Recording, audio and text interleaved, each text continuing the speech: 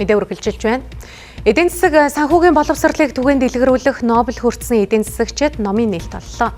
Энэ номноос эдийн засгийн шинжлэх ухааны ойлголт мэдлэгийг авахаас гадна өөрийн сэтгэхүйг хөгжүүлж, ирээдүйн шийдвэр гаргалтаа үнэтэй хувь нэмэр оруулахыг хүсэж байгаа хүмүүсийг уншвал зохиолтой бүтээл болсныг салбарынхан онцоллоо. Хүн болгоны мэдүүлэх эдийн засгийн Нобелийн шагналтууд гэж бодож байгаа юм. Хүн болгоны үнийг энэ хүн үнийг мэдээд тэр онлын мэдснээр эргүүлээд өөрт нь ач холбогдолтой.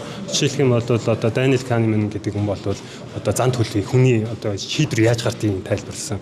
Эсвэл бол одоо Милтон Фридман мөнгөний бодлого яаж ажилтгийг тайлбарласан. За цаашлаад одоо Пол Крумэн болохоор худалдаа яаж одчин үед явдаг болсон. Зүгээр ингээд хоёр улс хурдтай хийхээс гадна улс орн дотор худалдаа яаж явдаг тэрнийг одоо энгийн хэлбэрээр тайлбарлахыг зорьсон юм байна.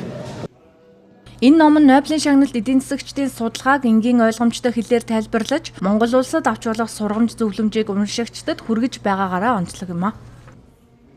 За манай Nomax Publishing нь яг бизнес менежментийн номыг англи хэлнээс монгол хэл рүү орчуулан гаргах үндсэн үйл ажиллагаа явуулдаг. Энэ удаад бид нар зохиолчтой хамтран ажиллаад гадны паблишингийн жишгийн дагуу яг энэ Нобель хүртсэн эдийн засагчид номыг монгол яг энэ уншигчдаа хүргээд гаргаж байна. Бүлэг бүрийн төгсгөлд цааш судлах их сурвалжийг хавсархсан нь оюутан судлаач болон олон нийтэд хэрэгцээтэй болж байгаа юм. Энэ ном нь санхүү эдийн засгийн чиглэлээр мэргэжсэн дэлхийн мэдлэгийг нутагшуулах хүсэлтэй залуу судлаач Батчангийн анхны бие даасан бүтээл юм а. Номын их бичвэрийг эдийн засагч Ган Очор редакторлон хянаж хэвлэлийг Nomax Publishing компани гүйцэтгэжээ.